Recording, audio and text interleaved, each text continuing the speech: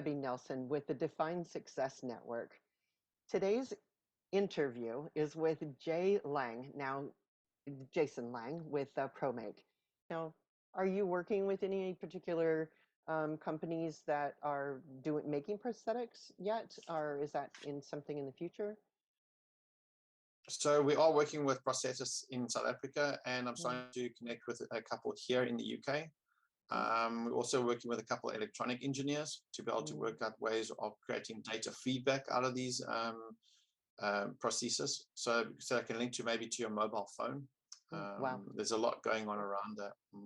So what next for you then? I mean, how can you Wow. you mentioned how this could expand into other industries. I mean, it sounds like it could go into multiple directions. Yeah. So, taking the same construct as how we can program the materials and program what we can do with graphene as a whole. We're now moving into the construction industry quite substantially to be able to monitor or digitize cements and digitize sensory systems within the construction industry, so that we can actually start working out, let's take for instance like a bridge, work out the vibrational harmonics of a bridge, or the stresses and strains and flexural strains of a bridge during a lifespan. So for preventative maintenance, we're able to work out how many trucks have been over the bridge that can, and what's the kind of like the impact those weight or load-bearing trucks are doing to the bridge, or the lifespan, the health. Essentially, it's coming down to the health of materials, health of the bridge, so that civil engineers or construction engineers can actually work out, is the bridge performing to the way it's supposed to, and is the cement itself performing based on the manufacturer's construct. There's a lot going on, so we're going on around that.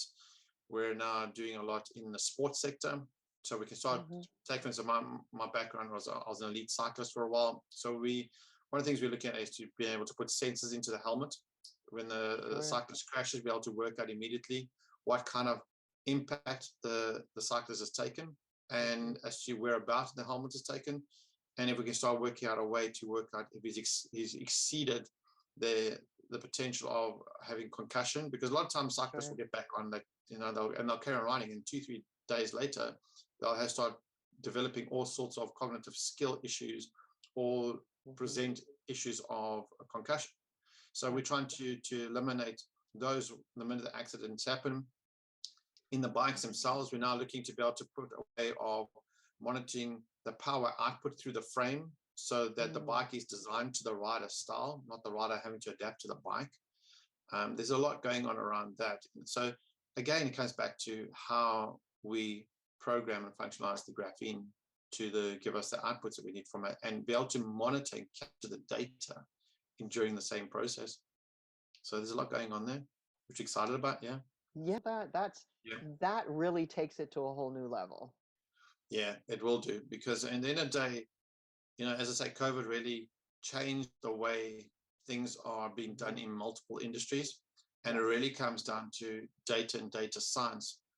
And before, we would build things, and you would kind of form of an analytics around it somehow through user interaction, but the material itself never could speak back, could never actually tell you anything. So whether it be construction or automotive or aerospace, if the materials are able to tell us how they are and how they're feeling, or what their health they are in, that's not very good English the way I said that, but it does kind of put us into a perspective of the feedback as a form of a living, breathing entity in some respects, Because it's a structure with a form and a functionality, and to be able to have that feedback to you, the data, that's interacting with you.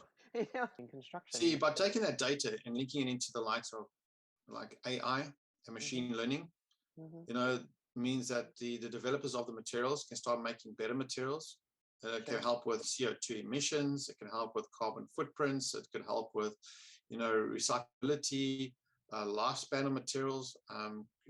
Companies can actually when they get the material back, there may be a way to be able to analyze the material to say what the quality of that material is, instead of having to go through this massive kind of recycling process. Maybe there's just a repurposing process. They can actually use it because the quality of the material can be analyzed before it actually turns back into a shape again. But that changes a lot around the environmentally friendly and the impact of that. And even if we had a way to have recalls so they can actually make materials become a value trade-in item instead of just because it was made into a particular item, there's a lot that can be done. And especially with graphene. We focused most of our work on is on these new forms of biosensors to be able to create diagnostic devices so that we can help a relief on the medical industry and hospitals and GP surgeries so that we can actually help people to start kind of taking control of their own health from home, but have the same medical accessibility through a virtual hospital or virtual ward or something along those lines. So we've been focusing primarily on digital devices, or a digital device particularly, to be able to help bring this to the market. So that's really where our core function is. And then all these other things will become spin-offs should we be able to do so. Yeah. That's exciting. And so now you're talking about your phone as an app, as its own, to be able to monitor what's going on with yourself. And it would be a separate device that we're busy building right now, and that will be able to help monitor. So let's go back to COVID again. So we designed a device that could be able to almost do like a PCR machine in the palm of your hand, utilizing graphene with a lab and a chip system that links to your mobile phone, that links. So instead of sending your samples off for testing, waiting a day or two to get your results back, this will be done at home. So this is where we've been really, really focused on, because if we can get this absolutely right, it opens more doors to communicable diseases. It does really help bring a relief stream to the medical fraternity right across the board, to be able to help people take care of themselves, but still have the world-class testing facility, but in the palm of your hand, really. Wow, that's incredible. Clearly, you guys are just a world leader in what's going on. I mean, this is so revolutionary to me. We're looking at the situations where we all right now, and because everything being flipped on its head, we always say, great opportunities come at all points of friction, and haven't we just been to the biggest form of friction with COVID? That's true. And so as much as it's been a hard road to travel, we're now in a situation where it presents a lot of opportunities, and being able to do what we do with graphene has given us these opportunities. So yeah, let's see where this goes. Definitely. Gosh. Now, with something like that, how far along are you on that one? To be able to start diagnosing at home and to be able to say, oh, I've got COVID, or I don't have COVID, which would be nice. Yeah, so because obviously you've got to go through the clinical trials, you've got to go through the compliances and validations. So we've gotten very far right now. So once all the clinical trials are done and the validations are done, we'll be able to then launch. So it's not too far off, really. That's too far off. Yeah. Yeah, that's encouraging. And it'll be, by being able to use this technology, you said other communicable diseases as well, right? So that will kind of like come on the heels of the COVID part of it, or will it all be a package?